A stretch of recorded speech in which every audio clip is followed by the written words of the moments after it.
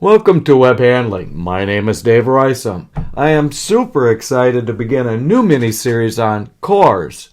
In this clip and those that follow, we will detail how to size the ID, OD, wall thickness, cylindricity, length, and strength. Sizing will be based on a combination of concerns, including customers, economics, and physics. I know your time is precious, so let's get started.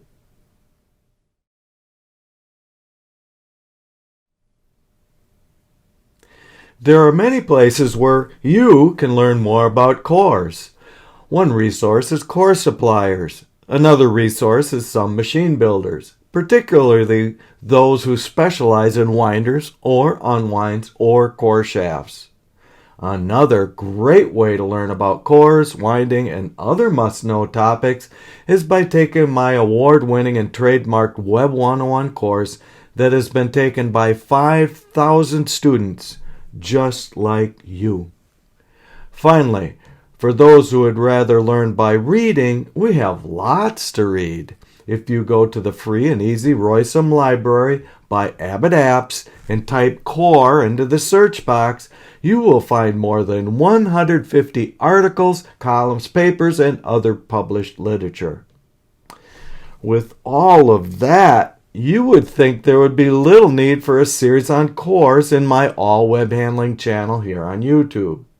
Yet, as we will see, most of these sources have very little to say about the most important aspects of cores, namely sizing. Sizing is often left to the customer, who may not know what kind of troubles can happen if cores are not sized properly.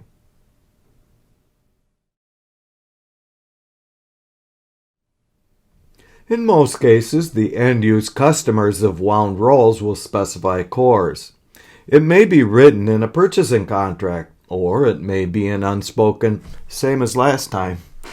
However, in this series of clips, we will consider many failure modes that can be overlooked, with the result being increased waste near the core. Only when we know the customer and the failure mode physics and the costs can we then determine optimum core sizes based on economics using a method we will get to shortly.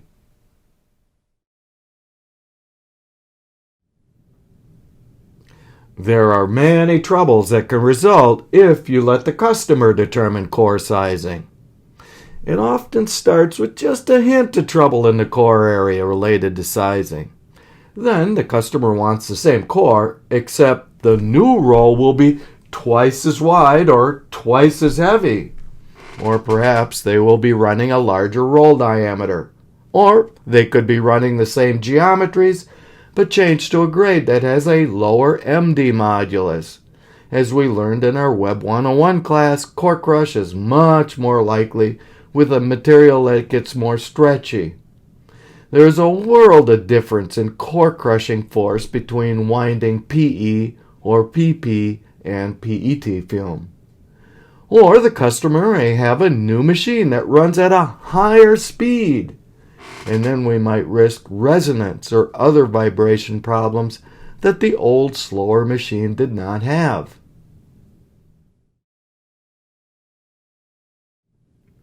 So the focus of the next half dozen clips in this series will be the physics of failure mode related to core sizing.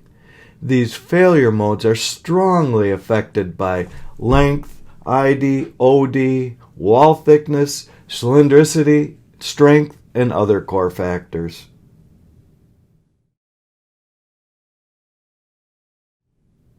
The only way to determine optimum core sizes is to consider the economics of both core costs and core failure costs.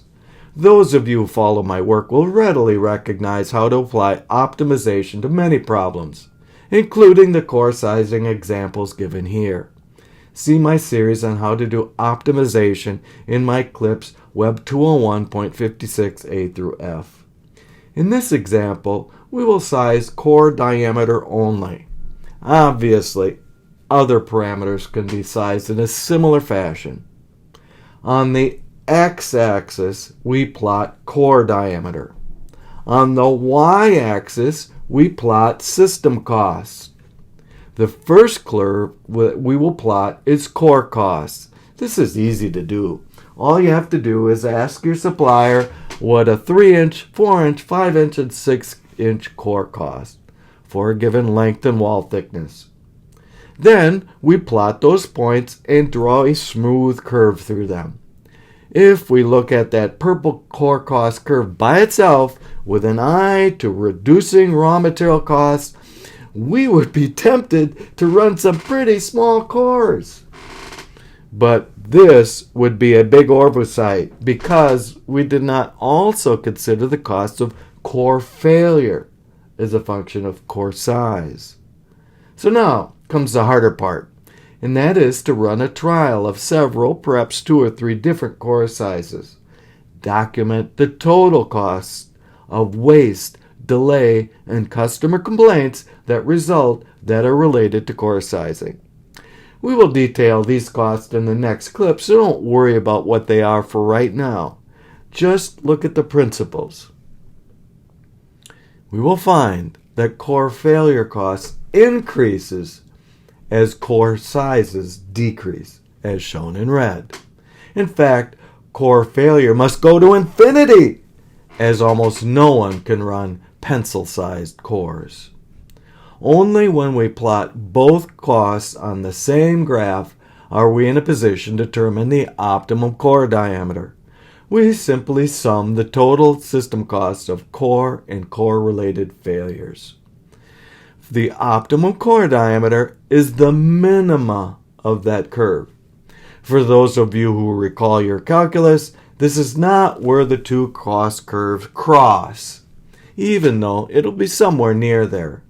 It is where the slopes of the two curves have equal and opposite signs. In any case, if you move to smaller cores, you will increase total cost because waste takes over.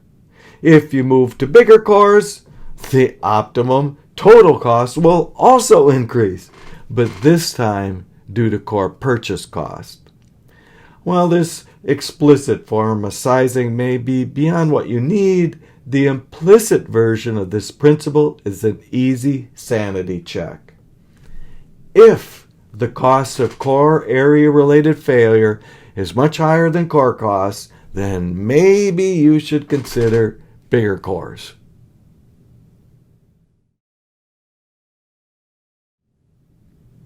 Not to worry if you didn't follow all of this discussion the first time through. You can play it again if you like. If it still doesn't make sense, let me simplify the discussion. Core sizes should not be too big, else core costs would be excessive, nor too small, else core failure costs would be excessive, but just right. The just right is determined by knowing both the physics of failure modes and economics.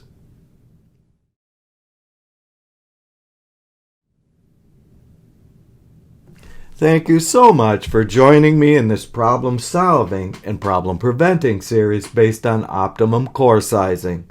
Stay tuned for the next clip when we talk about core length, which is a factor in almost all failure modes. If you found anything interesting or useful here, please like and share and subscribe. See you next time.